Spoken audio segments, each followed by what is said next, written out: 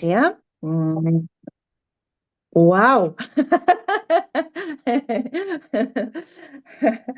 Енді кешеде біздің жоғарғы жаңа наставнигіміз, почетный член правления Елена Веснинада оқып жатыр ғой, иә, кеше. Кеше сабақта болғандарыңыз бар ма? Бірдеме түсіндіңіздер ма сол жерден? Плюс қойыңыздар, иә, түсінбесеңіздер, түсінбедік деп жазыңыздар, плюс қойыңыздар. Сондықтан енді мен шынымен де өзімде әрең түсініп жатырмын, іздестіріп, жаңағы тыңдап, ана жақтан, мына жақтан, мамандардан жаңағы сұрап деген сияқты. Сондықтан енді бұл негізі, бұл Primo X деген, PXT деп аталады қысқаша. Ағылшынша P, сосын X, T. Соны түсінбей жүрген едім ғой, PXT. Акаса Primo X дегеннің қысқартылған түрі екен да. Вот соны түсіндірген кезде PXT деп оқиды да негізі. Primo X қой, соны жазып алсаңыздар болады. Primo X-ті PXT деп айтады екен. Енді бұл не деген сөз? Бұл не вообще компанияда не болып кетті өзі деп, иә? Қазір енді өздеріңіз көріп отырсыздар ғой. Көпшілік, мысалы, енді бұл үлкен бизнес болғаннан кейін көпшілік адамдар ақша табуға келеді. Солай емес па, иә? Енді президентіміз өте мудрый, өте көреген адам.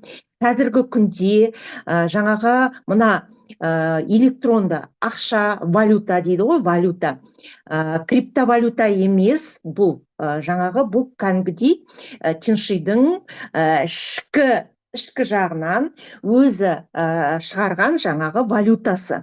Енді бұл негізі көпшілігі сұрап жатыр ғой, заңды түрде ма, жаңағы регистрациядан өткен ба деп, иә?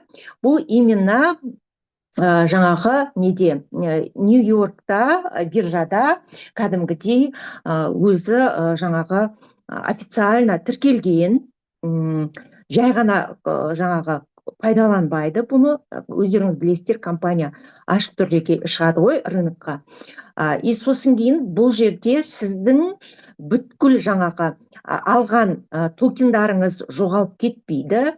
Сіздің өзіңіздің ID номеріңізбен бұл жаңағы Primo X платформасы вейшермен жаңағы тікелей байланыста болады вейшермен. Почему? Потому что біздің өзіміздің мына басты маркетинг пландағы істелген жұмыстарға қарап отырып, активныйларға өте көп токендар, яғни акциялар беріледі. Вот сондықтан да бұл жерде ешқандай қорқыныш жоқ, жоғалып кетеді. Бұл өте ашық, тем более дүниежүзілік биржадағы ақша болғаннан кейін, валюта болғаннан кейін, бұл жаңағы жоғалып кетпейді. Себебі бұл жерде барлық қозғалысты барлық адам көріп отырады. Түсініңіздер ме? Вот сондықтан да сіздің алған сыйлыққа алған акцияларыңыз, сатып алған акцияларыңыз, ол тек қана сіз өзіңіздің ID номеріңізбен мына платформаға сіз өзіңіздің ID номеріңізбен тіркелесіз. Енді тіркелу, анау мынау басты қатырмаңыздар. Қазір басты нәрсе бұл бізге жаңағы өзіміздің басты главный маркетинг план, күнделікті жұмыс жасап жатырмыз ғой, иә? Товар оборот жасап, жаңағы структурамызды дамытып, мына компания қандай керемет, мықты жаңағы промоушндар беріп жатыр, акциялар беріп жатыр, и сосын мотивационный программа жұмыс жасап жатыр. Енді қараңызшы, сіз мына жерде акция деп ойланбайсыз. Кім мотивационный программаны орындайды, активный ғой, значит, ол соған көбірек акция подаркқа беріледі деген сөз. Түсініңіздер ма? Қараңызшы, бұл жерде біз екі жеп биге шығайық деп отырмыз, дистрибьюторлар. Сіздер соны жақсылап тұрып, ойланып, жаңағы мына жерлеріңізге құйып алыңыздар. Мысалы, жаңағы былай дейді ғой, көпшілік бизнесмендер дейді да, бизнесмен айналсам деп жүрген адамдар дейді. Неге бізде Қазақстанда жаңағы кедей адамдар көптеу?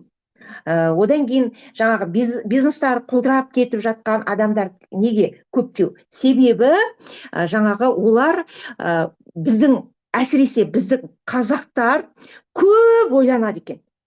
Бірден шешім қабылдамайды да. И сосын кейін сол бизнес уже басталып, барлығы қымбаттап, сол бизнестің барлығын бәрі алып алған кезде артынан өкініп жүреді екен. Қап сол кезде бастағанда ғой, қап сол кезде алып алғанда ғой деп түсініңіздер ма? Вот сондықтан да бұл жерде ешқандай мынандай қорқынышты нәрсе жоқ, бұған қатты ойланып толғанатын ештеме жоқ. Бұл ашық түрде жаңа көптеген мемлекеттерде жаңағы әсіресе неге Қазақстанға келіп жатыр бірінші, себебі Қазақстанда, Астанада именно жаңа биржа, валюталық биржа Астанада жаңағы тіркелуден өткен екен. Сондықтан да бұл бізге заңды түрде кірейін деп отыр. Сосын Японияда, мына Араб Эмиратында, Дубайда неге ашылып жатыр? Себебі ол жерде де ашық түрде, заңды түрде тіркелген. Вот сондықтан да жаңа Дубайда ашылып жатқан себебі сол. Енді қараңыздар, Primo X-тің ең негізгі жаңағы пайдасы қандай? Жазып отырыңыздар, себебі қазір жазатын көп нәрсе, сондықтан лучше жазып отырғандарыңыз тиімдірек болады. Енді бірден, конечно, бірінші рет тыңдап отырған адам түсінбейді бұны. Мен бірінші рет емес, 5-6 рет тыңдап жатқаның өзінде де біреу сұрақ қойса, мен ұмытып қаламын. Сондықтан да жазып отырғандарыңыз өздеріңізге пайдалы болады. Түсініңіздер ма? Қараңыз, жаңағы Primo X токен, Primo X токен бұл не? Бұл теңші жүйесінде дистрибьюторлардың еңбегімен алатын табысының цифрлық түрде көрсететін жеке капиталы. Түсініңіздер ма? Сіздің жеке капиталыңыз.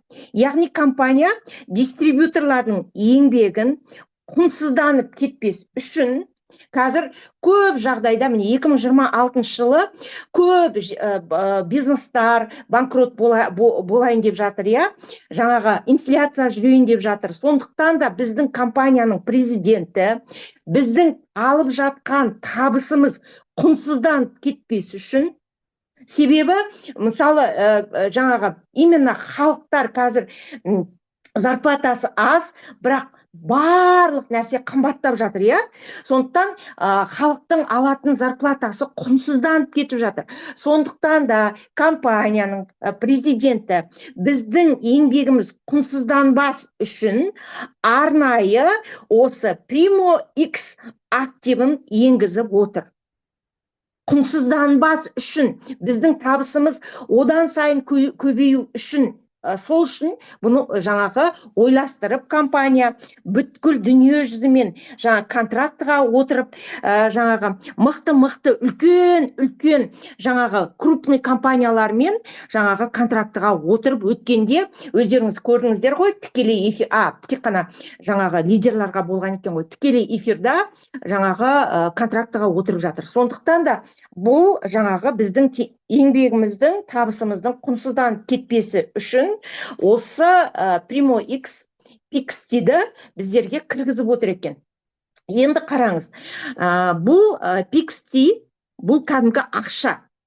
Түсініңіздер ма? Біздің алатын табысымыз инфляцияға, валюта курсына тәуелді еді бұрыншы. Қазір енді қарап отырсаңыздар, біз жаңағы доллардың курсы үлкендеуде, біздің алатын ақшамыз 400, қаншамен аламыз? 20-мен аламыз, бұрын біз 420 мен алатын едік. Мысалы, PV-мен алатын едік, Енді қараңыз, сол жаңағы біздің алатын PV-міз қазіргі инфляциямен, біздің алатын табысымыз инфляциямен жаңа құнсызданып кететін еді. Енді PIXT-ті енгізгеннен кейін біздің табысымыздың құны, бағасы тек қана үлкен биржалардағы дүние жүзіндегі доллардың курсымен тең болады. Мен өткенде айттым сіздерге, алғаш мен контрактыға тіркелген кезде $1 жаңағы курсы 80 теңге болатын.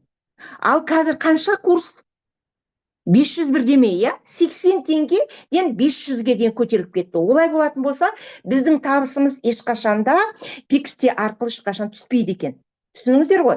Енді мысалы, қазір алғаш Pixty'ді, Primo X-ті 0,1, яғни 10 цент болып шықты рынокқа. Октябрьден 0,1 болып шығып еді, ноябрьден 0,3-ке көтеріліп кетті. Түскен жоқ, көтеріліп кетті. Декабрьде 0,5, может быть, $1 болу мүмкін. 2026 жылы ол $5, $10 болу мүмкін.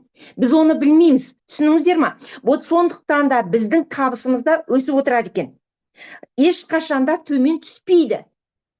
Енді бұл жерде жаңағы ашық прозрачность бар.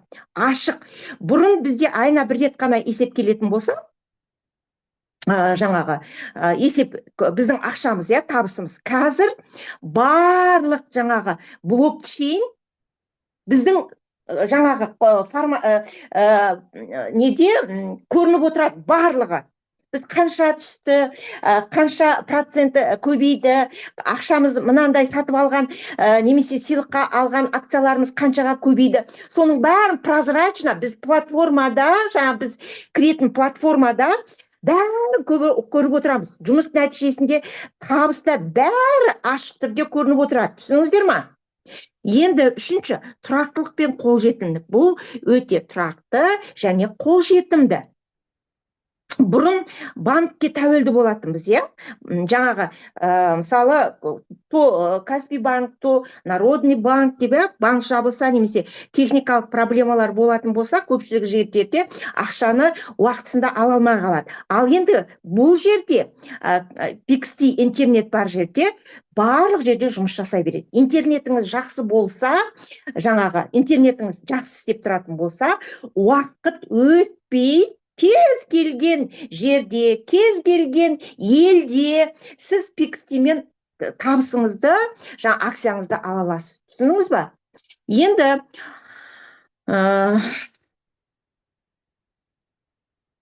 қазір бұл Pixty'дің тағы бір ерекшелігі, бұл ұзақ мерзімді капитал деп есептелінеді.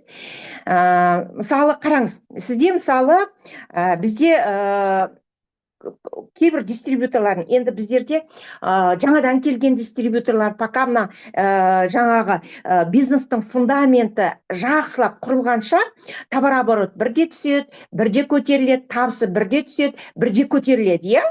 Ал енді нақты орныққан кезде ол постоянно көтеріліп отырады. Товар оборот біздердікі, мысалы, бірыңғай қатты түсіп кетпейді, жаңағы керісінше өсіп отырады. Ал енді қараңыз, ал бұл жерде сіздің табысыңыз жаңағы товар оборотыңызға байланысты жоғары көтеріліп төмен түсіп кетпейді. Белсенділігіңіз азайса да Pixty қорында сақталып, сіздің жаңағы акцияңыз ол сол жерде сақталады да өсе береді. Түсініңіз ба? Түсінікті ма? Плюс қойыңыздаршы, мен жаңағы неге айтып отырмайын, Айдалаға. Түсініп отырсыздар ма? Толық түсінбедім. Иә, бірінші не қылғандар түсінбейді. Енді лидерлар түсінбей отыр екен. Жай дистрибьюторлар емес. Енді қараңыз, бұл жерде неге қол жеткіземіз? Қазір бұл Primo X, тыңдай беріңіздер, жаза беріңіздер, сол жақсы не қылады, түсініп кетесіздер. Қазір қараңыздар, жаңадан келген дистрибьюторда, иә, именно лидерлар сияқты табыс ала алады. Түсініңіздер ма? Ал біздерде қалай еді? Бізде мысалы жаңадан келген дистрибьютор, одан кейін былай өсіп, карьерный ростпен өсетін едік қой. Ал акцияда жаңағы жаңадан келген дистрибьютор да үлкен табысқа қол жеткізе алады. Именно жаңағы ПЧП сияқты, ЗПЧП сияқты үлкен табыстарға қол жеткізе алады жаңадан. Сондықтан да компания жаңағы шақырған адамдарыңызға да жаңадан келген адам 200-ден жоғары алатын болса, 1200-ге алатын болса, ол да сыйлыққа акция алады. Түсініңіздер ғой, иә? Оны қазір сонысын тоқтаймыз оған.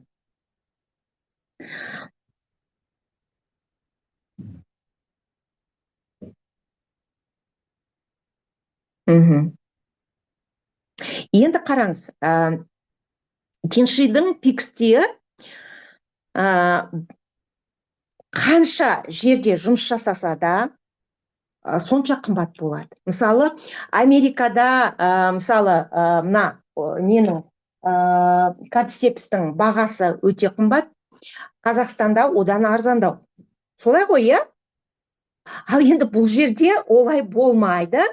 Америкадағы американецтар, латин американецтар қазір Тиньшида жұмыс жасап жатыр. Дубайлықтар, эмираттықтар, арабтар да істеп жатыр. Енді қараңыздаршы, мына Primo X акция американдықтардың ақшасы қанша үлкен болса, біздікі де солармен бірдей жаңаға үлкен ақша болады. Түсініңіздер ма? Түсініңіздер ма осыны? Плюс қойыңыздаршы, түсінсеңіздер. Ақша өсіп отырады, акция өсіп отырады. Ол жақ жақсы екен дейді. Иә, ол жақ жақсы, плюс. Енді қараңыздар, неге бұны Ли Цзиньюань қазір бұны біздің Тиньши бизнесіне қосты? Енді қараңыздар, неге? Себебі бұл жердегі тұрақты, одан кейін преданный, өткенде 20 жыл болған дистрибьюторларды мадақтап жатыр ғой, президент өзінің қолымен жаңағы үлкен мадақтап көрсетіп жатыр. Олай болатын болса, именно президент бұл Primo X-ті өзінің партнерлары, преданный партнерлары дүние жүзі бойынша 12 миллион жаңағы партнер бар екен. Дүниежүзі бойынша 224 мемлекетте 5 миллиард халық өнімді пайдаланады екен. Тұрақты жұмыс жасап жатқан 12 миллион екен. Сол 12 миллион жаңағы партнерларын мықты инвестор болсын деп, қарапайым ақша тауып жүрген қарапайым дистрибьютор емес, үлкен инвестор болсын деп жаңағы специально жаңағы деңгейін көтеру үшін, партнерлардың инвестор болу үшін Primo X-ті біздің бизнесқа енгізіп отыр. Тиньши бизнесіне енгізіп отыр, иә? Бұны түсіндіңіздер ма? Түсіндіңіздер ма? Не үшін енгізіп жатқан? Плюс. Келесі, енді қараңыздар, кейбір мысалы қазір мошенничество өте көп болып кетті ғой, криптовалюта жөнінде. Қазір жаңа қарап отырсаңыздар, көп деген жаңа финансовый пирамида, криптовалюта деген жаңа мошенничествомен айналысып жатыр, иә? Ал енді біздегі токендер Primo X бұл жаңағы, бұл жерде сіздер ешқандай қорқыныш жоқ. Бұл именно өзіміздің компанияның жаңа қарамағында, соның зерттеумен, соның тексерумен, соның бүткіл жаңағы алақанында тұрады. Түсініңіздер ма? Ешқайда кетпейді. Бұл әр мемлекеттің заңына қайшы келмейді. Бұл жерде мошенничество деген еш нәрсе жоқ. Түсініңіздер ғой, иә? Енді келесі қысқаша түсініктеме жазып алсаңыздар болады. Пиксти бұл дистрибьюторға тек табыс емес, компанияның акциясы сияқты үлес беру. Яғни сіздер Пиксти арқылы сіз акционер бола аласыз, компаниямен президентпен бірдей акционер бола аласыз. Сосын кейін жаңағы миллиардер жасайым деп жатыр ғой компанияның президенті партнерларын. Яғни сіздер табысты, өте табысты жаңағы инвестор бола алады екенсіздер. Компания өссе, сіздің Пиксти де өсе береді. Яғни сіз Тиньшидің цифрлық капиталының серіктесі, үлескері, инвестор боласыз. Яғни серіктесі, үлескері, инвестор боласыз. Енді компания қарап отырсаңыздар, жаңағы жыл қарап отырсаңыздар, даже жылына қаншама новый продукцияны шығарып жатыр, қаншама мемлекеттерде жаңағы контрактыға отырып, қаншама үлкен ірі компаниялармен. Енді Женеваның өзінде жаңағы тіркелуден өткен болса биржадан, иә, бұдан кейін именно үлкен ірі компаниялар біздің акциямызды аңдып отыр. Түсініңіздер ме? Себебі Сингапурда компания сынақ үшін 10 миллион токендарды шығарған. 10 миллион токендар сыртқа, ішке емес, ішке дистрибьюторларға емес, сыртқа шығарған кезде жарты сағатта 10 миллион токендар өтіп кеткен ғой біздің. Сосын сарт жабады, қазір ішкі дистрибьюторларды қамтамасыз етіп жатыр. Арзан бағада 0,1 деген ол 10 цент, тиын деген сөз. Түсініңіздер ме? Октябрьде 0,1 болды, 10 цент болды. Ноябрьде 0,3, 30 цент болды. Даже доллар емес. Вот сондықтан да қазір компания жаңағы 3 кезеңге, осы 3 айды беріп отыр ғой, октябрь, ноябрь, декабрь. Полностью біздің партнерлар сыйлық қалып алсын, сатып алатын арзан бағада сатып алсын деп сыртқа шығармай отыр. Сыртқа шығаратын болса, қазір ол жаңағы көптеген ірі компаниялар бұның барлығын аңдып отыр, учетте тұр. Түсініңіздер ғой, иә? Түсінікті ма сіздерге? Түсінікті ма? Түсінікті болса, плюс қой.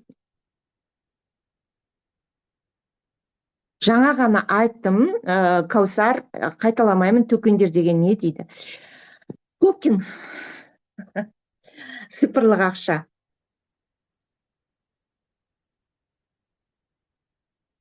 Жаз, Каусар. Токен дегеніміз Primo X токен, PXT токен, бұл қысқаша түрі, бұл Тиньши компаниясының дистрибьюторларының еңбегін сандық түрде бейнелейтін және құн жинақтайтын компанияның өзі шығарған жаңағы валютасы. Токен деген бұл валюта. Түсініңіздер ме? Ол дистрибьюторларды жай жалақы алушы ретінде емес, компанияның өсіп келе жатқан бизнес экожүйесіне инвестор, серіктес ретінде қатысуды мақсат ететін валюта. Не дейді мынағыз?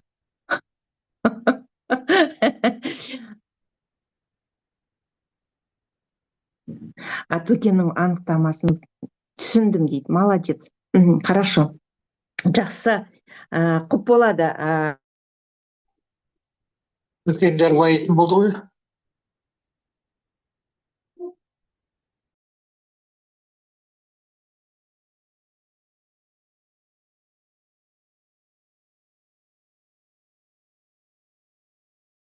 Түсінсеңіздер. Қатып қалды ма, жоқ? Бастарыңызды изесеңіздер, түсініңіздер ма? Түсініп отырсыздар ма?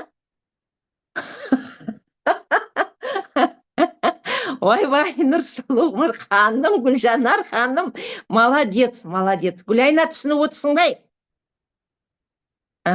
Жақсы, енді біз арғарай жазып атыр. Сыйлыққа беретін, мен сендер үшін сабақты өткізіп отырмын, шыны керек. Енді Тяньшидегі цифрлық бонустар бағдарламасы қалай беріледі? Қалай беріледі? Я дейді. Қатпады дейді. Я дайындық, я. Хорошо, дальше кеттік. Енді қазан айы, яғни октябрь, ноябрь, декабрь 25 жылдың бұл бағдарлама тек жаңа дистрибьюторларға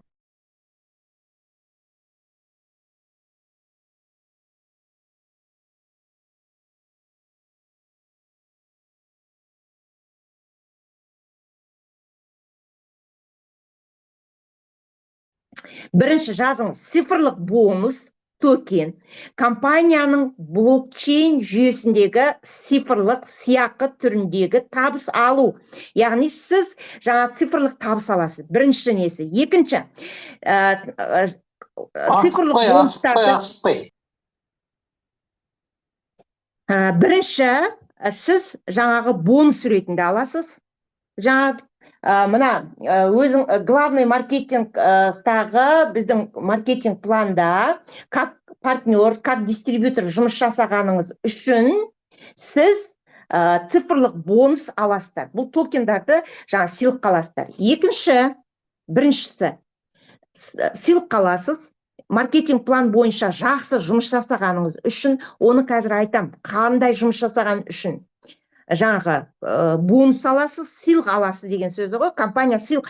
Негізі бұл акция, бұл токендарды сыйлыққа бермейді. Ешқандай компанияда. Түсініңіздер ма? Ал енді президентіміз дистрибьюторлардың жағдайын ойлап, потому что бұл жерде әртүрлі мықты бизнесмен, крупный бизнесмендер отырған жоқ қой, бұл жерде қарапайым адамдар отыр, басында түсінбей жатыр. Сондықтан да компания осы мүмкіндікті дистрибьюторларға беріп отыр. Сондықтан бұл жаңаға бонус ретінде, сыйлық ретінде беріп отыр. Бірінші жаңа сыйлық ретінде алуға мүмкіндік беріп отыр. Екінші, бұл жаңаға цифрлық валютаны белгілі мөлшерде сатып алуға мүмкіндік беріп отыр. Даже крупный, үлкен қып беріп жатқан жоқ, потому что компанияда басқа мықты крупный компаниялар күтіп отыр. Сондықтан да шамасы келгенше дистрибьюторларға сатып алуға мүмкіншілік беріп отыр. Сатып алуға, потому что 0,1, 0,3 деген өте аз сумма. Ал енді ол сыртқа шығатын болса, ол үлкен соммада сатылып кетеді. Жаңағы 10 миллион токендар сияқты. Сондықтан да екі мүмкіндік беріп отыр компания. Бірінші, сыйлық алуға, екінші, сатып алуға, арзан бағаға мүмкіндік беріп отыр. Енді бірінші, жеке сатып алу үшін қандай сыйақы, қандай жаңағы блокчейнді ала аламыз? Бұл жаңағы өзіміздің дистрибьюторларға, жаңа бастапқы серіктестерге, дистрибьюторларға арналады. Мысалы, 3 жұлдыздан бастап жоғарғы дистрибьюторлардың барлығына болады. Даже новый дистрибьюторларды алуына болады. Егер серіктес, қараңыз, егер дистрибьютор, 3 жұлдызды дистрибьютор бұрын өзінің ай сайынғы негізгі алатын сомасы жаңағы 20 PV еді. 20 PV еді. Соған қоса 200-ге өнім алатын болса, 220 PV-ге өнім алатын болса, жеке сатып алуын есептегенде 220. Енді жаңағы 5 жұлдыздар, 6 жұлдыздан жоғары 250. Себебі 6 жұлдыздар өзінің жеке ай сайын 50 PV-ге сатып алу керек, Соған қосымша 200, 7 жұлдыздар 300, 8 жұлдыздар 400. Одан жоғарыға 400. Сатып алатын болса, бұл минимальный, бұл аздау. Бұл жерде 25 токен акция, 25 акция сыйлыққа беріледі. 25 штук акция сыйлыққа беріледі. Бірінші. Екінші, сатып алуға 1000 акция беріледі. 1000 акция беріледі сатып алуға. Үшінші, сол 1000 акцияны сатып алса, сонымен қоса тағы да 100 акция сыйлыққа беріледі. Сонда сізде 1125 цифрлық бонус жаңағы жерде тұрады. Сіз оны 0,1-1 мен сатып алуыңыз мүмкін, 0,3-пен, 3 центпен сатып алуыңыз мүмкін, 30 центпен сатып алуыңыз мүмкін. Енді ол 2026-дан кейін, даже декабрьде ол 50 центқа, одан кейін даже оның өсу шамасы $10 дейін кетуі мүмкін. Немесе басқаша болуы мүмкін. Түсініңіздер ма? Сондықтан да Сондықтан да жаңағы даже кішкентай дистрибьюторларға, жаңадан келіп жатқан дистрибьюторларға алуына мүмкіншілік бар. Енді одан көбірек алам десеңіздер, өткенде Өзбекстанда осы сабақты оқыған кезде өзбектер айтыпты. Бізге 25 керек емес, біз 200 пивиге, 300 пиви, 400 пивиге алмаймыз, біз 1200-ге аламыз. Почему? Потому что өткенде сіздер сабақ болған кезде жаңағы өзбектердің сұрақ қойып отырғанын көрдіңіздер. Потому что олар ақшаға жақын, ол ақшаның құнын біледі. Біздің қазақтар кішкене ақшаның құнын білмей жатыр. Түсініңіздер ма? Вот сондықтан да өзбектер айтады, жоқ, бізге 200 қажет жоқ, біз 1200-бен аламыз деп. Түсініңіздер ма? 1200-бен. Енді қараңыз, бұл жеке сатылым ғой. Енді жаңа 200-бен де сатып алуға болады, екінші 1200-бен сатып алуға болады. Мысалы, 3 жұлдыз, 4 жұлдыз, 5 жұлдыз 1200-ге сатып алса, өзінің жеке жаңағы 3 жұлдыздан 5 жұлдыз 1230-ға сатып алады. Потому что өзінің жеке сатылымы бар, ай сайынғы. 1230-ға сатып алады. 6 жұлдыз болатын болса, 1250-ге не қылады деп, товар айналым жасайды. 200 товар айналым бұл. Кәдімгі маркетинг пландағы товар айналым бар ғой, жеке өзіңіздің алатын, өнім алатын, продукция алатын кәдімгі маркетинг план бойынша. Мен акцияға кіріп кеттім. Мынандай мысалы, 1200. 1200-ге товар айналым жасайтын болсаңыз, өзіңіз жеке. 6 жұлдыздар 1250-ге товар айналым жасайтын болса, 7 жұлдыздар 1300-ге товар айналым жасайтын болса, 8 жұлдыздар 1400-ге товар айналым жасайтын болса, өзінің жеке сатылымы соның ішінде тұр. Сол кезде қандай жаңағы мүмкіндік бар? Сол кезде жеке сатылымын, товар айналымды, бұл жерде акцияны айтып отырған жоқпын, товар айналым жасаса, өнімдерді жаңағы сатып алса деген сөз ғой. Товар айналым жасаса, онда алатыны 1200 жасасаңыз, сізге сыйлыққа 100 токен береді. 100 токен береді. Екінші, сатып алуға 6000 токен береді. Егер сіз сол 6000 токенді сатып алатын болсаңыз, қосымша сізге 900 акция тағда береді. Сонда сізде 7000 акция тұрады.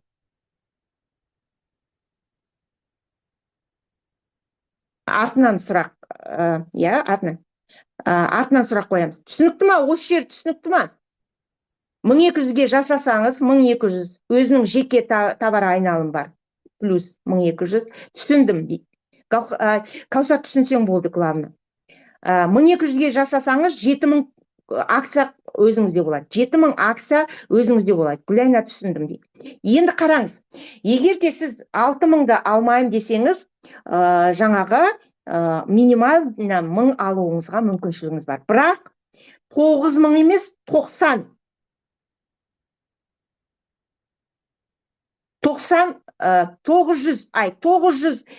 бонус беріледі ғой, сыйлық. 1000 алсаңыз, ол азаяды сыйлығыңыз. Түсініңіз ба? Ал енді минималды 1000 сатып алуыңызға, жаңағы акцияны сатып алуыңызға мүмкіншілігіңіз бар.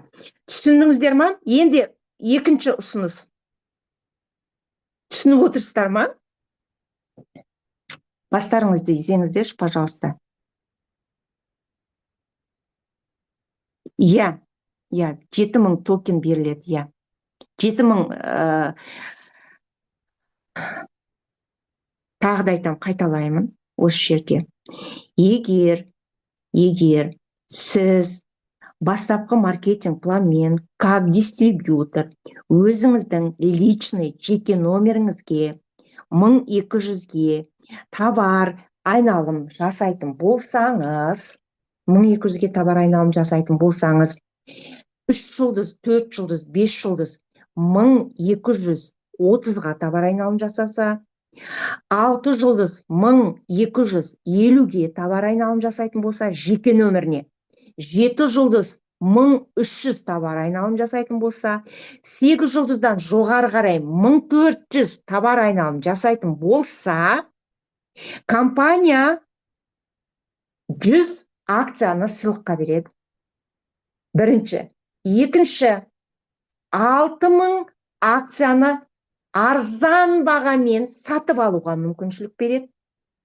Егер сол 6000 жеке сол дистрибьюторға, әрбір дистрибьюторлар жеке өзіне беріледі. Егер сол 6000-ды сіз сатып алсаңыз, компания тағы да 900 акция сыйлыққа беріледі. Сонда общий сізде 7000 акция тұрады. Түсіндіңіздер ма? Түсінікті ма? Каусар, түсіндің ба? Түсінікті. Қуаныш түсін. Главное, Қуаныш түсінді. Қуаныш, сен адамдарыңды әкеліп кіргізіп отырсың ба? Өткенде переживать етіп кетіп едің. Иә, Бақытқан аха, отыр. Иә, мен қазір соңынан айтам, Каусар. Иә, потому что переживать етесің ғой, әрбір дистрибьютор алып қалса, әрбір дистрибьютор инвестор болып қалса, мен сіздерге жаным қиналып, осыны бүткіл дайындап отырған себебім өзім қамында ойлап отырған жоқпын. Шыны керек. Сіз токен аласыз ба, акция аласыз ба, алмайсыз ба, маған келіп кетер жоқ, сіз бөліп бермейсіз ғой. Сондықтан да мен сіздерге жан қиналып, прям айғайлап, тамағым ауырып, 3-4 рет қайталап айтып жатырмын. Жазып алыңыздар деп отырмын. Ол инвестор болсаңыз, сіздің бүткіл немере шөберелеріңізге жететін болады. Байысыздар ғой бұл жерде. Компания сол үшін әрбір партнері миллионер болсыншы деп сол үшін шығарып отыр. Түсініңіздер ма? Анаяққа қарап тамақ ішіп, анаған айналыспаңыздар, қазір осы жерде отырыңыздаршы, сосын ертең тағы да түсінбей қалдым деп жүресіздер. Енді бұл жаңағы жеке сатылымы, жеке өзіңізге өнім алған кездегі берілетін бонустар. Енді қараңызшы. Қазір мен осы айтылып кеткенге тағы тоқталам. Егер де сіз 1200 PV-ге өнім алсаңыз, бұрынғы дистрибьютор, сізге 12 детский кальций промоушенға беріледі ғой. Ана акция алам деп жүріп, 1200-ге жасасаңыз, 12 детский кальций дистрибьюторларға подарок промоушенға беріледі. Ал енді новый дистрибьюторларға 300-ге алғаны үшін, 300-ге бір кардицепс, бір общий кальций. 1200-ге алса, 4 кальций, 4 кардицепс алады. Түсіндіңіз ба? Вот соны түсіну керек та. Бұл жерде сіз екі жеп беге шығып отырсыз ғой. Просто бұлай айтқанда. Ешкімді құр қалдыртпайды да, мына жақтан да. Онда ешкімде жоқ, ешкімде компанияда жоқ. Келесі.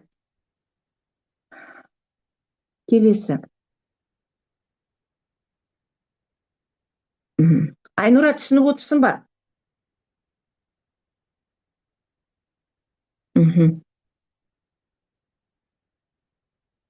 Бақытгүл Қасенова, түсініп отырсыз ба? Сіз маған звондапсыз, мен оны естімей қалыппын. Жақсы, ары қарай кеттік. Енді екінші. Біз жеке өзімізге алған 200-бен, 1200-бен айттық. Енді келесі. Адам новый адамды өзіңізге шақырғаныңыз үшін. Командаға емес, өзіңізге шақырғаныңыз үшін тағы да сыйақы аласыз. Анадан бөлек. Бір жағынан жеке өзіңізге алып жатырмыз, екінші жаңа новый дистрибьютор шақырғаныңыз үшін. Бұл сыйақы жаңа серіктестерді командаңызға өзіңізге тікелей қосып, сіз жаңағы сол адам өзіне товар айналым жасағаны үшін сіз арқылы сізге сізге де оған да береді. Қараңыз, егер ұсыныс арқылы келген дистрибьютор, новый келген дистрибьютор 1200 PV-ге алатын болса, сіз 1230-ға алдыртыңыз. Түсініңіз ба? 1230-ға алдыртыңыз. Сол кезде шақырған адамға тағы да қосымша 50 акция беріледі. Екінші, бұл сыйлыққа сатып алуға 5000 акция беріледі, алуға құқық беріледі сатып алуға. Үшінші, 5000 акцияны сіз сатып алсаңыз, сізге плюс 750 акция сыйлыққа беріледі. Түсініңіздер ма? Сонда сізде просто шақырғаныңыз үшін жаңағы 50, 750, 5800 акция сіздің ID номеріңізде, сіздің жаңағы неңізде тұрады. Жоғалмайды ешқайда. Минимальный сатып алу 5000 егер беріп тұрса, 1000 алуыңызға болады. Бірақ 4000 ар жағында ешкімге берілмейді. Сіздің әкеңізге, сіздің жаңағы қызыңызға, балаңызға берілмейді. Түсініңіз ба? Ол уже жоғалып кетеді деген сөз. Қалып қояды уже. Енді үшінші. Мынаны түсіндіңіздер ма осы жерде? 1200-ге шақырған үшін түсіндіңіз ғой, иә? Плюс қойыңыздар. түсіндім, жақсы. Мә, естеп, бастауыштың балалары ұқсап отырмын ғой, мен сіздер садиктің балалары сияқты. Ертең Гүлайна стол жасайсыңдар.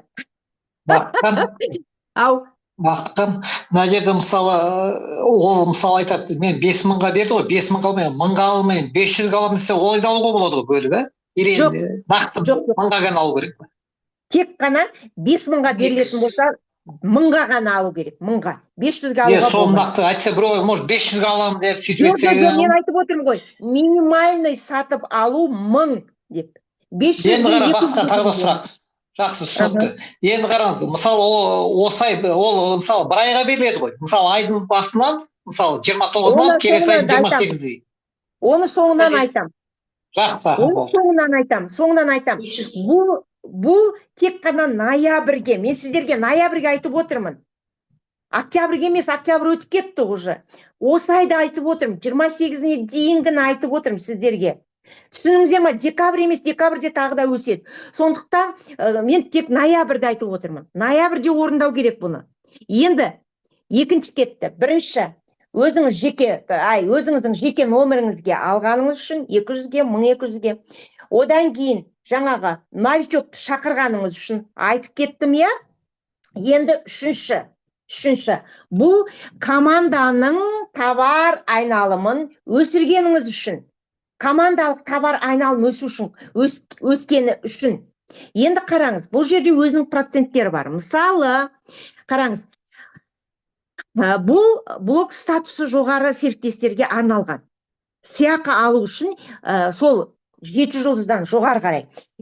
Өткен айда, апрель айында, даже жаңадан кірген, октябрьде, сентябрьде кірген дистрибьютор октябрьде товар айналым жасағаны үшін де компания берді. Түсініңіздер ма? Сондықтан мына жерде жаңа негізі түсіндірілмесі бойынша жоғары статустағы 7 жұлдыздан жоғарыға беріліп жатыр. Бірақ көпшілік адамдарға белгісіз, мен беріліп кетті да, Ғабит мырза көріп отыр, и Бақытгүл, жаңағы Ұржардағы Бақытгүл өзінің жаңадан келген, сентябрьда келген дистрибьюторы, октябрьда товарооборот жасаған, соған да беріліп отыр да сыйлыққа. Сондықтан да қараңыз, негізі сабақта айтылды, бұл жоғарғы жаңағы нелерге беріледі деп, бірақ товар айналымын көтерген үшін барлығына беріліп жатыр. Қараңыз, 7 жұлдыз статустар үшін, негізі 7 жұлдыздың негізгі товар айналымы 2000. Өздеріңіз білесіздер. Бұл активный 7 жұлдыздардың ай сайынғы товар айналым 2000 жасау керек. Соны жазған 2000 PV товар айналым. Сол товар айналымды 30%-ға көтерсе, 30%-ға көтерсе, яғни 2600 деген сөз, 2000-ның 30%-ы 2600. Солай ма? 2600. Енді сол кезде, қараңыз, 2600. Сол кезде сіздің алатыныңыз не? 7 жұлдыз товар айналымын енді бұл жерде қай товар айналыммен салыстырамыз? 3-90 бар ғой. жаңағы июль, август, сентябрьдағы осы 3 айдағы орта жаңағы өсім бар ғой. Мысалы, июль мен октябрьді салыстырды, август пен ноябрьді салыстырды, сентябрь пен декабрьді салыстырды деген сияқты, иә. Сондықтан да сол 3 айдың орташа есебін алады да, сіздің осы ноябрьдегі өсіміңіз 30 болу керек. Ол димпта көрініп тұр барлығы. Сіз қорқпаңыз. Соны көріп алыңыз да, өзіңіздің товар айналымыңыз. Димпта бәрі бар. Соны 30%-ға көбейтсеңіз, сіздің товар айналымыңыз октябрьде жасайтын товар айналымыңыз шығады. Сондықтан да әрбір статус 7 жұлдыздарға айтып отырмын. Сол кезде 30%-ға көтерген кезде сіздің алатын сыйлығыңыз 200 бонус аласыз акция. Екінші, 10.000 акция сатып алуға мүмкіншілік береді. 10.000 акция 7 жұлдыздарға. 10.000 акцияны сіз сатып алсаңыз, сізге плюс 2.000 акция сыйлыққа беріледі. Бұл жерде сіздің, тағы да айтам, минимальный сатып алу акциясы 1000 акция. Егер сіз 10.000 сатып алмай, 1000-ға сатып алам, 2000-ға сатып алам десеңіз, болады. Минимальный 1000. Енді қараңыз, 7 жұлдыз товар айналымын өсіргені үшін 30%-ға 12.200 акция өзінде тұрады. 12.200 акция. Соны 5-ке көбейтіңізші, $5. Қанша болады екен? $1 көбейтіңіз. $12.500 сізде акция тұрады ана жерде. 5-ке көбейтсеңіз, 60.000 болады. Түсініңіз ба? Сондықтан да жаңағы бонусыңызды болашақта санап жатырмын да, 2026-да өседі.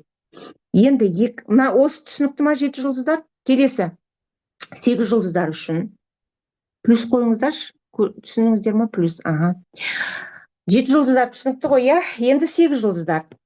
8 жұлдыз чарты. Негізі 8 жұлдыздың, активный 8 жұлдыздың товар айналымы 5000. Иә, 5000. Өсім өткен 3-ші кварталмен осы 3 айдағы өсім 30% болу керек. Бірақ ай сайын есептеп отыр компания. 30%-ға өсу керек сіздің. Өткен айлардағы жасаған товар айналымыңыз осы айда 30%-ға өсу керек.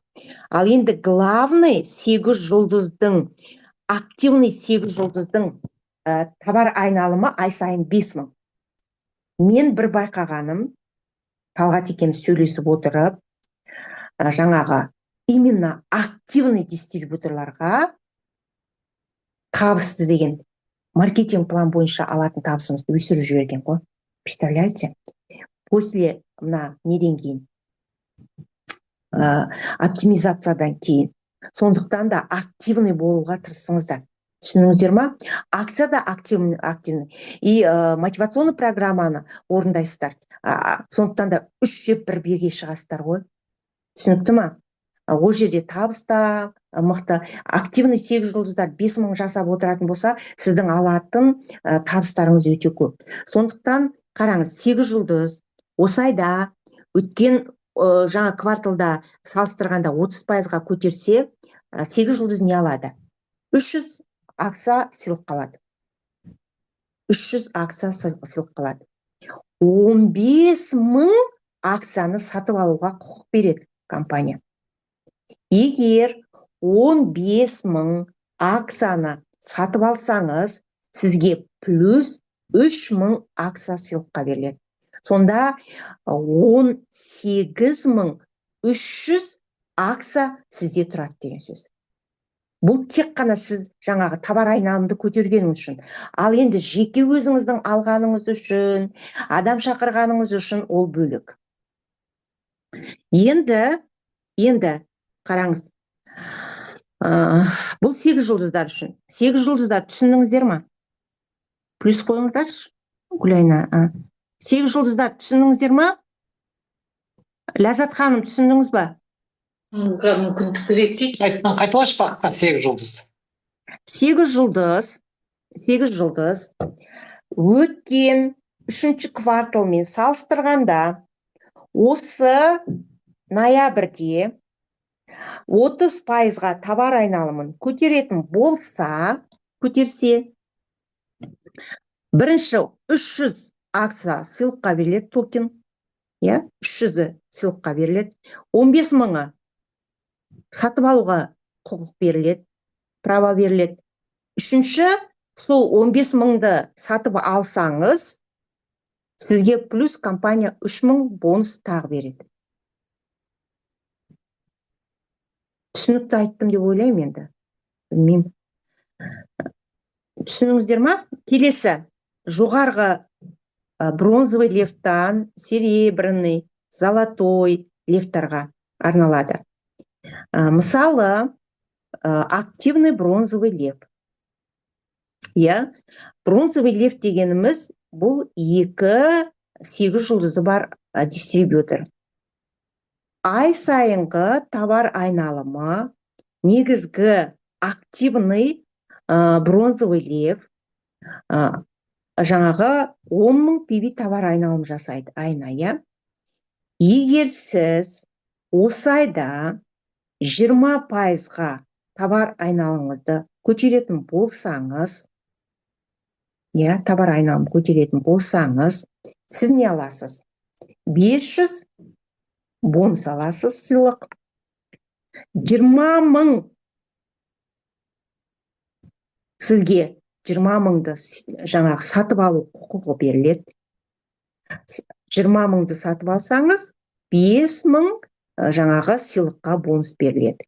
Енді қараңыз, сонда сіздің общий токеніңіз, акцияңыз 25 500 акция болады.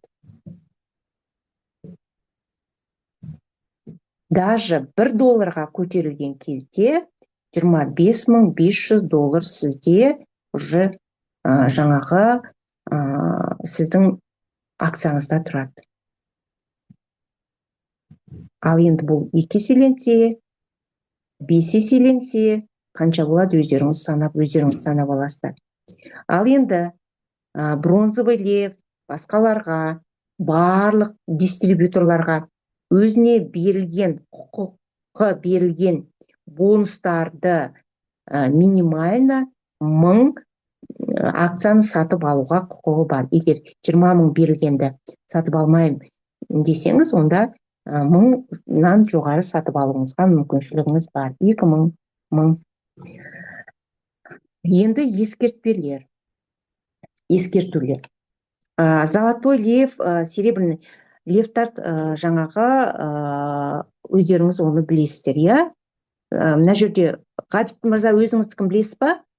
Білесіз, серебряный левтар. Егерде сіз жаңағы ноябрь айында өзіңіздің статусыңыз бойынша жаңағы орындамай қалсаңыз, онда төменгі статустармен бонустарды да, сатылымды да құқығын төменгі статуспен аласыздар.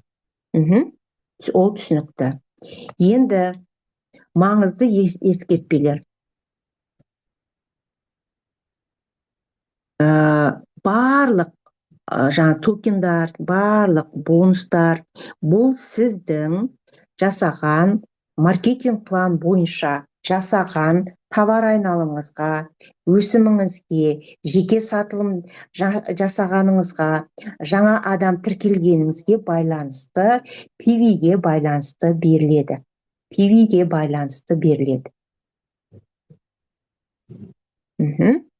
Енді екінші,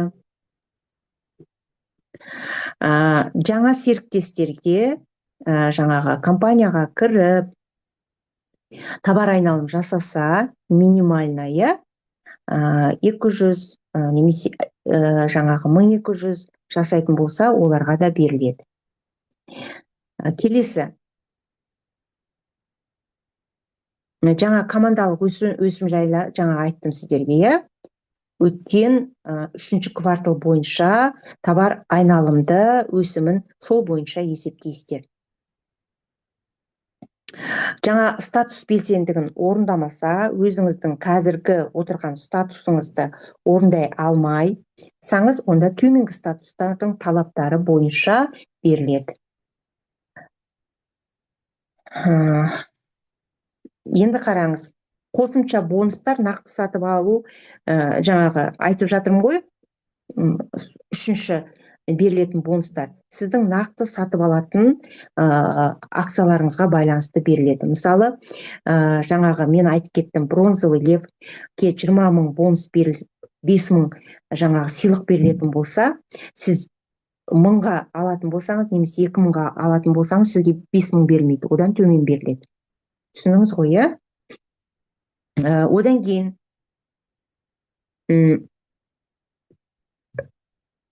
мысалы, жаңағы сіз 1000-ға сатып алсаңыз, азғантай сыйлық беріледі, 2000-ға сатып алсаңыз, кішкене көбірек болады, 3000-ға сатып алсаңыз, оданырақ көбірек болады. Сонда кім көбірек сатып алады, соған көбірек сыйлық беріледі деген сөз. Түсініңіздер ғой, оны.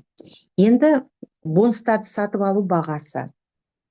Бонустарды сатып алу бағасы осында біздерде слайд бар ма екен? Көпшілікте кімге осы октябрьдегі жасаған жұмысы арқылы маркетинг бойынша бонустар шықты, акциялар шықты, иә? Енді қараңыз, сол дистрибьюторларға шыққан сыйлық, мысалы 300 шықса 300 сыйлығын алады, 500 шықса 500 сыйлығын алады. Енді сол сатып алуға берілген акция, екінші сатып алуға берілген акция 0,1 центпен есептелінеді. Октябрьде қазір список шығып отырғандарға. Каусар, мен сенің сұрағыңды айтып жатырмын. Ал енді ноябрьдікі декабрьде шығады. Декабрьдің 1-інде шығуы мүмкін, немесе 5-інде шығуы мүмкін список. Сол списокқа шыққан адамдар жаңа құқығы бар, қанша бонус сатып алуға құқығы бар болса, ол 0,3 доллар, яғни 30 центпен есептелінеді. 30 центпен есептейсіз. Ал енді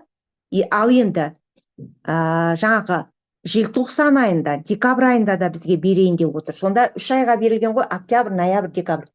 Енді октябрьде 0,1 болса, 10 цент болатын болса, ноябрьде уже 3 есе өсті. Ноябрьде 3 есе өсті. Деп ойланып жүрмей, осы айда максимально, осы ноябрьдің 28-іне дейін максимально жасап қалыңыздар. Себебі желтоқсанның бағасы шықпады. Может быть, 5 есе өсіп кетуі мүмкін. Может быть, 10 есе өсуі мүмкін. Түсініңіздер ма? Вот сондықтан ол мына биржада тұрған акция, ол сіздің қолыңызда емес. Түсініңіздер ма? Компания, тоқтай тұрыңыздар, неге бізге жаңағы түсіріп беріңіздер, жоқ, айта алмаймыз. Потому что бұл международный, бүткіл 224 мемлекеттегі 12 миллион партнерларға беріліп отырған нәрсе. Олар жаңағы Primo X біз токендарды алатын сайтқа кірген кезде бүткіл мемлекеттікі ашық түрде тұр. Сондықтан да компания өзгерте алмайды. Түсінікті ғой, иә? Вот, сондықтан қазан айында шыққан не бойынша 0,1 доллар, қараша айында, ноябрь айында 0,3 доллар, желтоқсандағы баға көрсетілмеген. Түсініңіздер ма? Бірақ бір айда 3 есе өсті акция. Бір айда 3 есе өсті. Ал енді өткенде Сингапурда сатылым болған кезде, сынақ сатылым болған кезде, о кезде 50 центқа сатқан компания. 5 есе қымбатқа сатқан. Бірақ компания пайда түсті компанияға, бірақ компания сол пайдан тағы да пайдалайық деген жоқ. Токендарын сразу жапты да, тек қана ішкі партнерларға беріп алайын, солар мына мүмкіндікті пайдаланып қалсын деп жаңа ұстап тұр. Ал енді сол кезде 10 миллион токенді алып кеткен жаңағы ірі компаниялар қазір күтіп очередьта тұр. Түсініңіздер ғой, иә? Енді қосымша ақпарат. Сіз жаңа цифралық өзімізге алған бонустар бар ғой, токендарды саудалау уақыты апрельге қалдырады. Сіз сатасыз ба, айырбастайсыз ба, жоқ сақтайсыз ба, сол кезде шешесіз. Апрельге дейін сіз оны ештеме істей алмайсыз. Ол ашық түрде сіз көресіз, көріп отырасыз. Апрельде 2026 жыл апрельде ол может быть $100 көтеріліп кетуі мүмкін. Түсіндіңіздер ма? 100 есе көтерілуі мүмкін. Немесе 10 есе, 20 есе көтерілуі мүмкін. Түсіндіңіздер ма? Оны ешкім білмейді. Біздер мен білмеймін. Ол рынокқа байланысты. Сондықтан 12 миллион партнері бар. Дүниежүзінің 224 мемлекеті жұмыс жасап жатқан токен, ол бір ғана мемлекет емес. Тем более қазір Арабский Эмиратта, Дубайда ашылды. Японияда, Латин Америкасында, Индияда уже жаңағы не қылып жатыр. Сондықтан да ол өсе береді. Вот сондықтан бұл бір жерде төмен түспейді, главное, өсе береді. Ал енді жоғары статустағы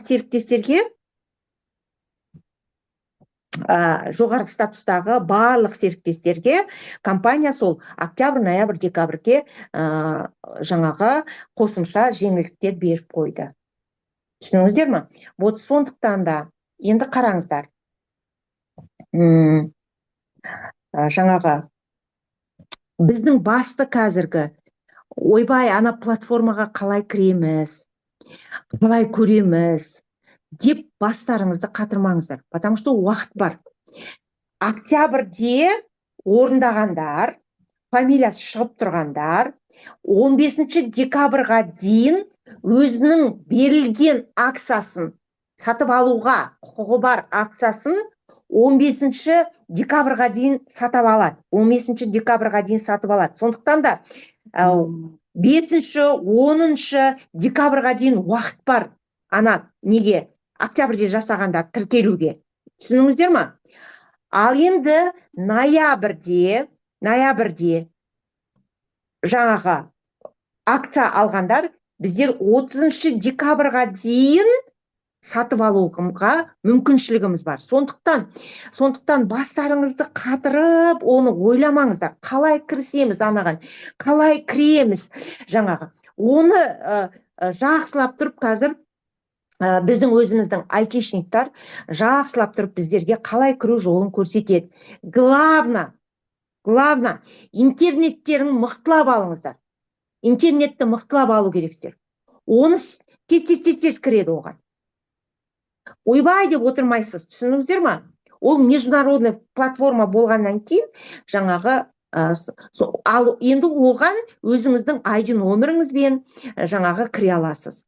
Енді жаңағы тағы да қандай айтайын деген. По-моему, енді бәрін түсінік деп ойлаймын. Мен түсінікті айттым деп ойлаймын. Қазақша жалпақ түрде сіздерге түсіндірдім. Күшті болды Бақытхан.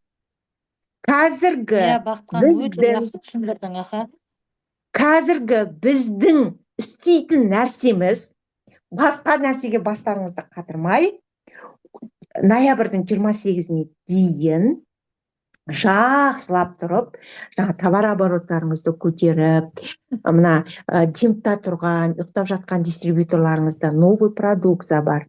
И сосын кейін бұрыннан келе жатқан дистрибьюторларға 100 PV-ге жасайтын болса, жаңағы детский кальций сыйлыққа беріледі. Новый адам 300 PV-ге кіретін болса, кардицепс бір кальций алады. Одан кейін жаңағы новый продукциялар келді.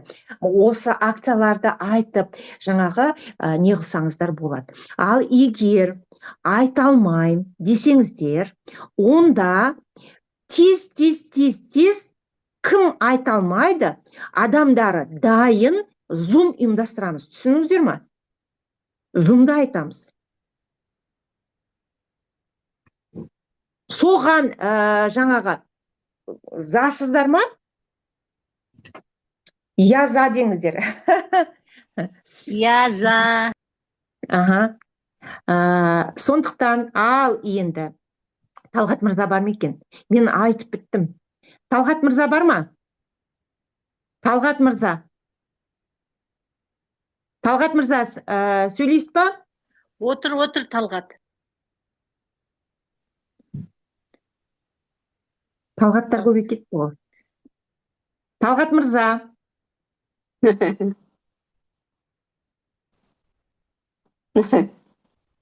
Талғат мырза. Естіліп тұрмын ба? Естіліп тұрсың, иә. Ал енді сөйле. Мен не сөйлеймін? Bir сұрақтар болса сөйлеймін, бәрін айттыңыз ғой енді сіз. Қайырлы кеш, ханымдар мен мырзалар, акционерлер! Қайырлы кеш, миллионер, акционер. Көргеніме қуаныштымын. Менде сұрақ болып тұр.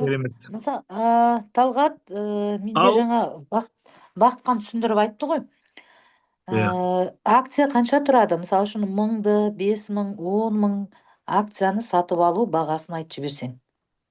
Нөл 0,1 и 0,3-те да қазір. Акционный бонус қой, бонусный акция деген ғой. Акционный бонус. Сол жаңа бақытқан жақсы айтып кетті ғой, 0,1 доллар. 0,1 доллар. Бұлай ғой, қазір октябрь айынан жасаған, қазан айында жасағандар 1000 бонус және 6000 бонус, 10.000 бонус, 15.000 бонус, 30.000 бонус алғандар бар. Сол 1000 бонусты 100 долларға сатып аласың. 1000 бонусты 100 долларға сатып. Октябрь айының бағасымен 0,1 6000 бонусты 600 долларға сатып аласың.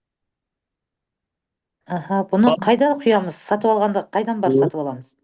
Бұны жаңа бақытқан айтып кетті, бастарында ауыртпаңдар деді. Бізде бәрімізге не ашылады, ертең не сатып алу керек болған кезде бізге 15 декабрьге, октябрь айында жасағандар 15 декабрьге шейін уақыт берген. Бізге кәдімгідей кіретін не болады? Немен кіреміз? Ссылкамен. Дайын не болады? Соны ссылкамен кіреміз де регистрация деген бар. Соның бәрін пошаговый обучение жасайды. Кіресің, регистрация кіріп, международный әрқайсың өзің счет ашасың, международный ол ешқандай не қылмайтын, сол счетқа ақшаңды түсіресің. Сөйтіп сен өзіңнің бонустарыңа ие боласың. Сөйтесіңде торықта жаймен қарап отырасың әрі қарай. Айтты ғой, октябрьде 0,1, значит 6000 бонус, немесе 1000 бонусың болса 100 долларға сатып аласың. 6000 бонусты 600 долларға сатып. Енді ноябрьде басқа баға 0,3 болды. 1000 бонусты 300 долларға сатып аласың. 6000 бонусты 1800 долларға сатып аласың.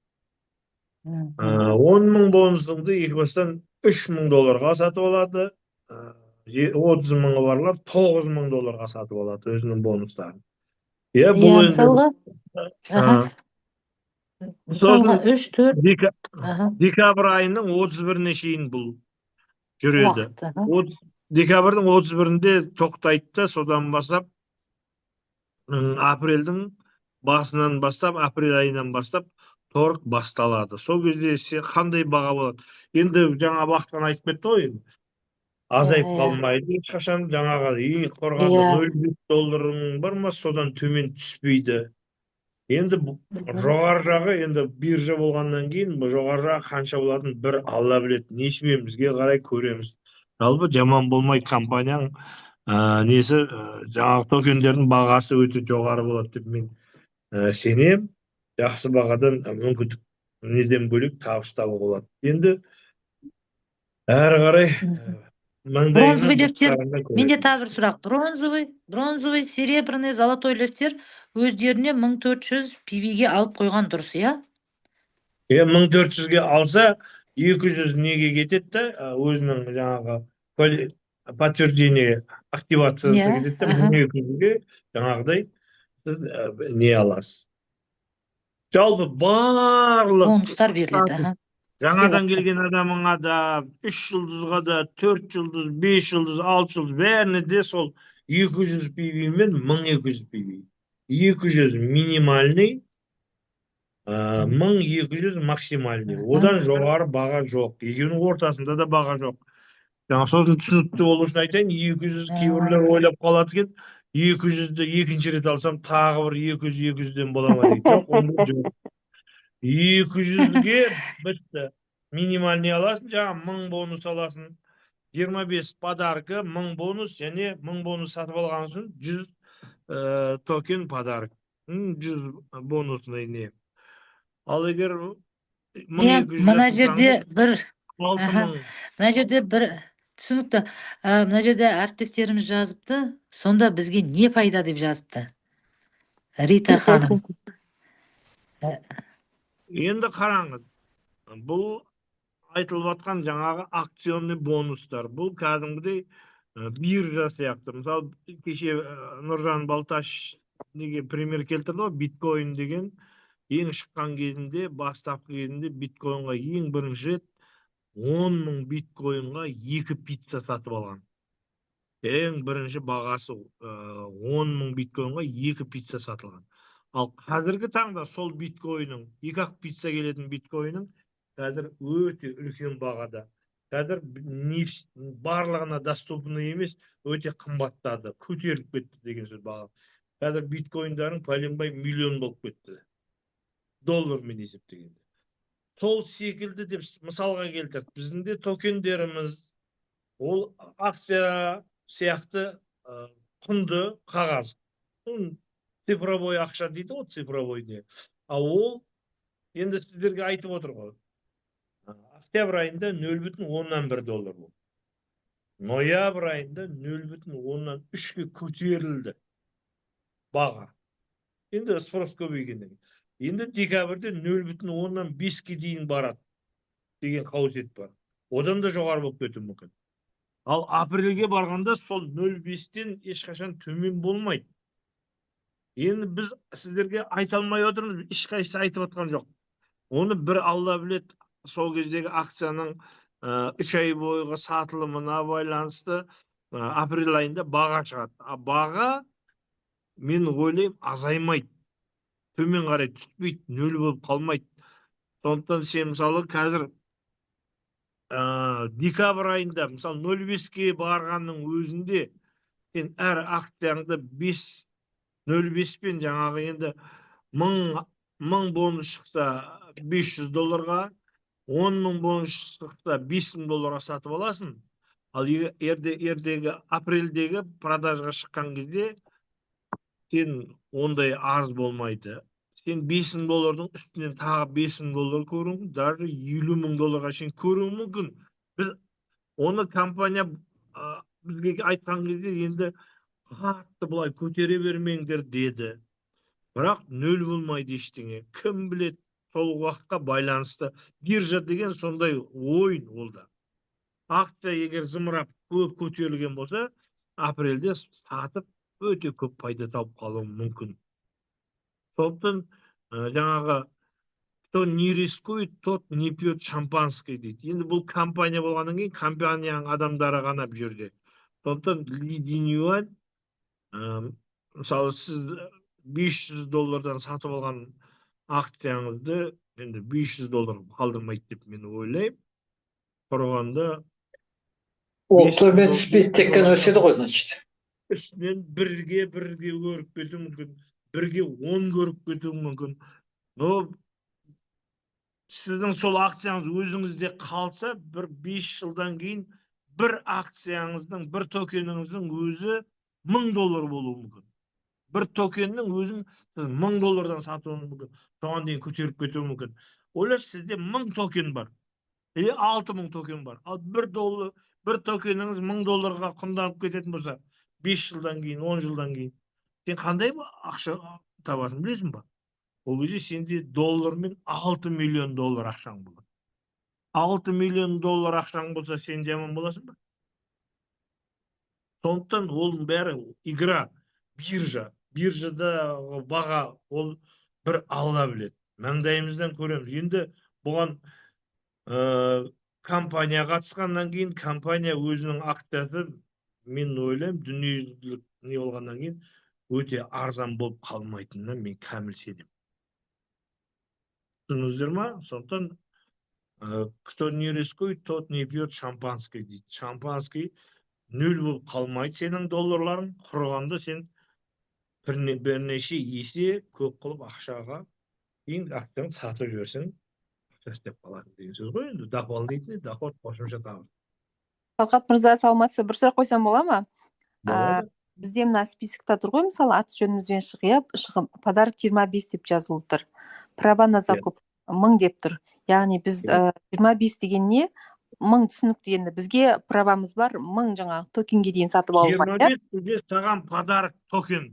Сенің 25 токенің ақшаға сатып алсаң да, сатып алмасаң да саған подарок беріледі. Бейсенбі Кәусардың 25 токенің бар. Ертең акция шыққан кезде 25 токенді сатсаң да болады, сатпай өзіңде қалдырсаң да болады, сенде 25 токен. Ал 1000 деген сөз, 1000-ды ол право купить. Жаңағы енді октябрьде шыққандар 1000-ға $100 ақша төлейсіңдер. Сөйтіп $100 сатып аласыңдар. Енді $100 сатып алғаннан кейін, ең соңғы графада тұрған 100-ді, ана $1000 бонусты сатып алған үшін 100-ді подаркіге береді. Сонда сізде 1000-да 100-де 25 токеніңіз болады. 1000-ды сатып алған кезде. Үстінен 125 сіз пайда көрді. Сонда бір токен 0,3 осы айда, е? Осы айда уже 0,3 болып кетті. Енді мысалы октябрьдегілер сіз $100 сатып алғаныңыз, осы ноябрьде сіздің әрқайсыңыз енді үстінен $200 ақша көрді деген сөз әңгіме.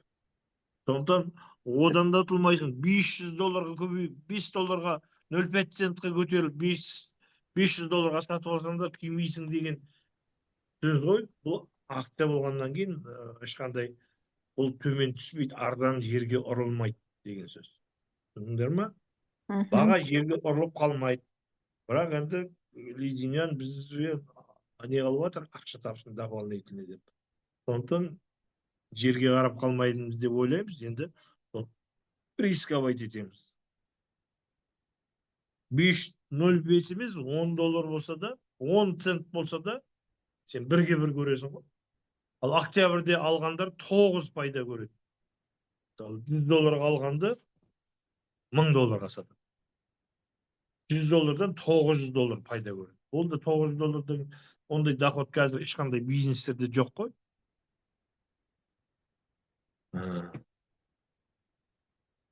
$300 алғандар $90,000 сатады деген әңгіме ғой. Енді ол жақсы, рахмет.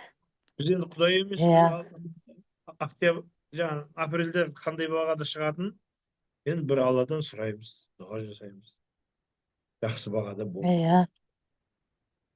Бірақ енді күйетін нәрсені жасамайды компания. Күйіп кететін нәрсе. Жоқ, бұл жерде ештеңеге күймейсің ғой, бұл жерде өзің алған продукциядан, PV-ге 1400 PV-ге алған продукциядан продукт аласың о жерден. Бір, екінші саған бонус береді. 12 кальций алатын детский.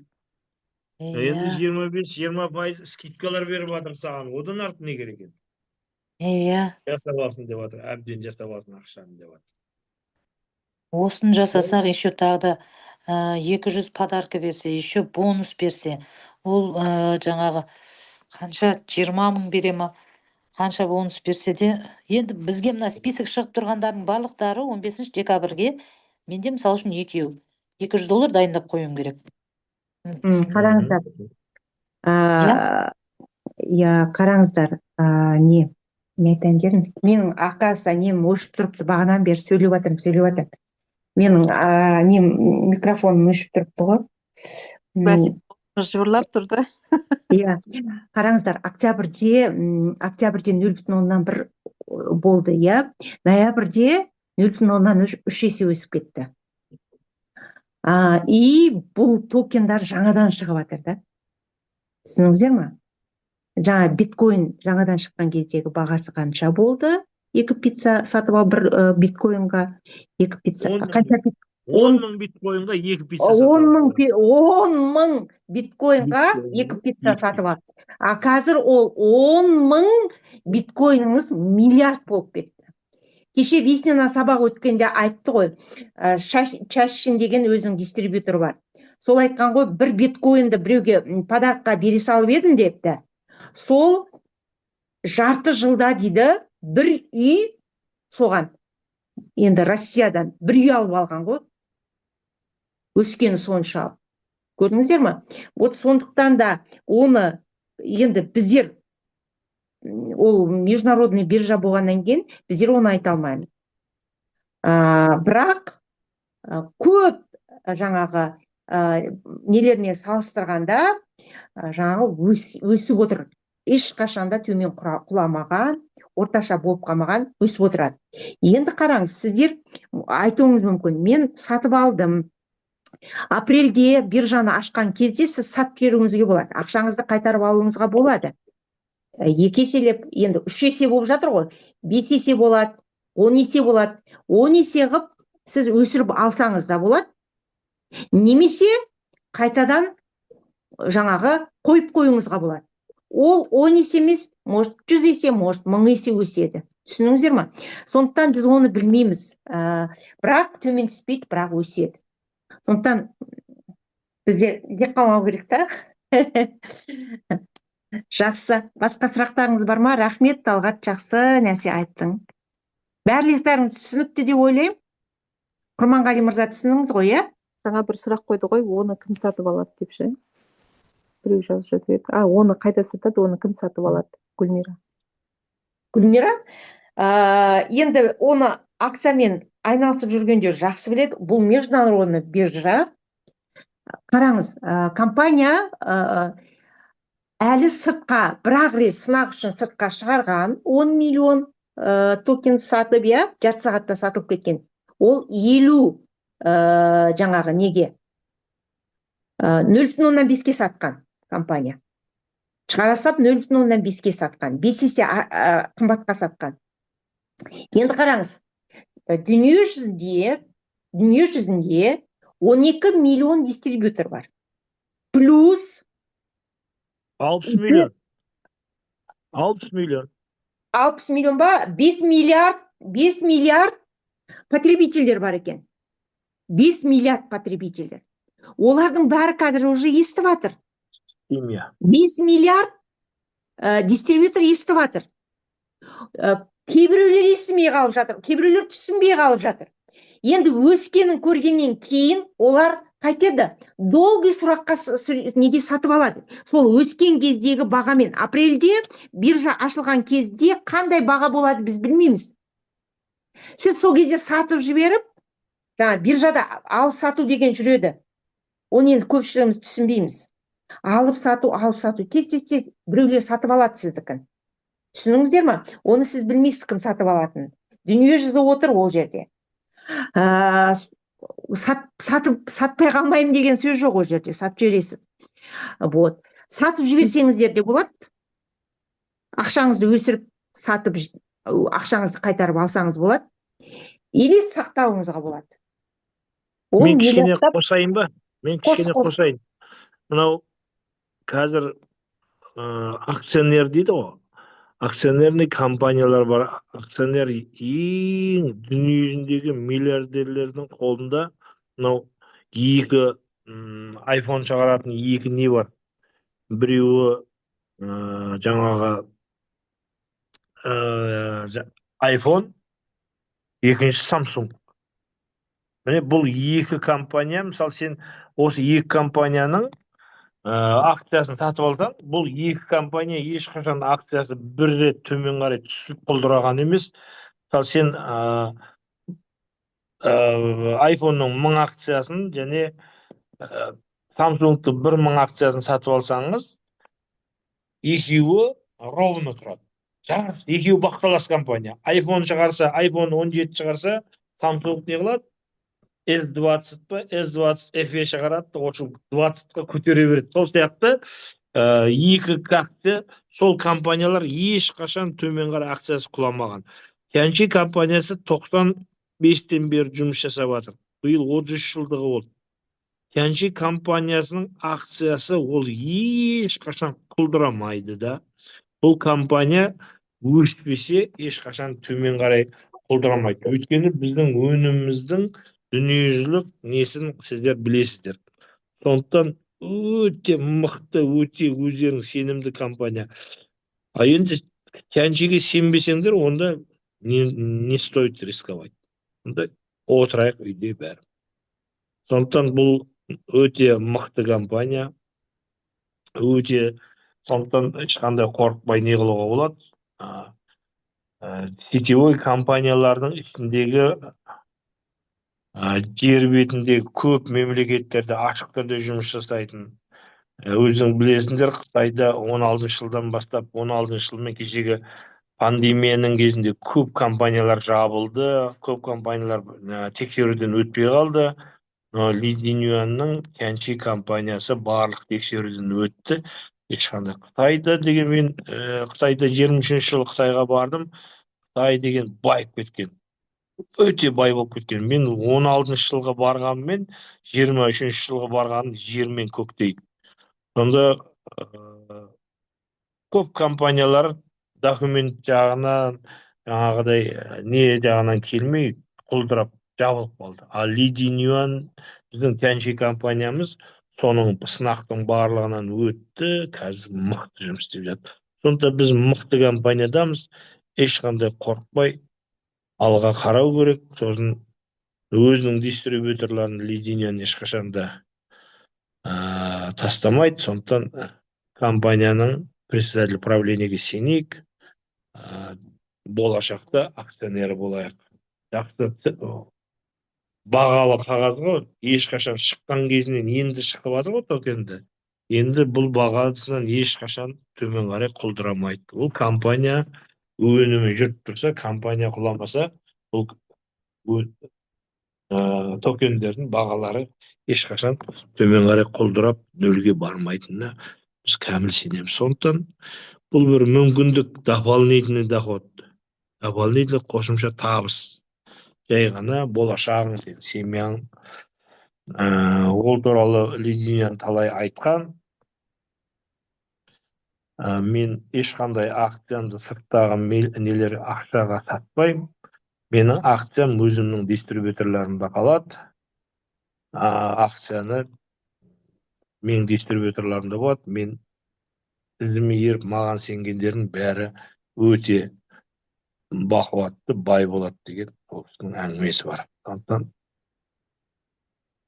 әркім өзінің шешім қабылдайсыздар. Бұл беріп жатқан мүмкіндік. Бұл жерде ешкім ештеңеден ұтылмайды. Пайда көрмесең, зиян шекпейсіңдер. Сол әңгіме. Кім Камила айтып кетті ғой. Жаңағы куклаларды да сатты ғой шынымен де. Ана V-моментте куклаларды сатып жеріп, миллиондаған бонустар жинады ғой дистрибьюторлар, мысалы да, кукла сатылып кетті да. Сол сияқты ғой. Сондықтан еш қам жемеңіздер. Қазір 28-не дейін жақсылап тұрып, табар айналымдарды көтеріп жұмыс жасау керек. Сосын кейін Алла қаласа, білмейміз ғой, миллионер, миллиардер, жаңағы акционер болып шығамыз да. Вот. Соған кетіп бара жатырмыз ғой, енді Ли Цзиньюанның өзінің айтқанында бар. Менің партнерларым жаңағы өткенде, даже өткенде 30 жылдықта сөйлеген сөзінде былай деп айтты. Мен өз компаниям үшін өзімнің етімді кесіп беруге дайынмын деп. Көрдіңіздер ма? Ондай ешкім айта алмайды ғой өйтіп, мен етімді кесіп берем деп. айтыңыздаршы, мен сен үшін етімді кесіп беремін, айта алмайсыздар ғой. Вот сондықтан да біз осы уақытқа дейін 20 жыл болды, 22 жыл болды, бірақ компания ешқашанда бізді алдап неғып көрмеген. Беретін нәрсесін бәрін беріп жатыр. Сондықтан ауыздарыңызды аңқайтпай, қазағым, өздеріңізге лайықты жаңағы құқығы бар нәрселеріңізді алып, сыйлықтарыңызды алып қалуға тырысыңыз. Қазір компания 3 айға мүмкіндік беріп отыр ғой партнерларына. Именно маркетинг план бойынша жұмыс жасасаң, сіздерге сыйлық берем, сатып алуға құқық берем дейді. Түсініңіздер ма? Вот сондықтан апрельде биржа ашылған кезде вообще одан да өте көп болып өсіп кетеді. Қазір бір айдың өзінде 3 есе өсіп кететін болса, 3 есеге өсіп кетті. Қазір ноябрь ма, декабрь, январь, февраль, март, апрель. Апрель 5 ай. 15 есе өсіп кетеді. Бір айда 3 есе өсіп кеткен. Сондықтан да ауыздарыңызды аңқайтпай жұмыстарыңызды жасау керексіз. Давайте пока-пока, түн тыныштығын берсін, Алла тағала ісімізге сәттілік берсін. Әрбір осында отырған әрбір дүние жүзіндегі дистрибьюторлар бай бақуатты болсын, миллионер, миллиардер болсын. Барлықтарыңызға табыс тілеймін. Қайырлы түн. Аумин, айтқан келсін, рахмет Бақытхан. Жақсы, Энергиямен. Қайырлы түн баршаңызға. Миллионер болуға дайынбыз. Күнімен $3,000 бонус көбейтіңдер. Давай. Алла тыныштығын берсін, рел жақсы тұрыңдар.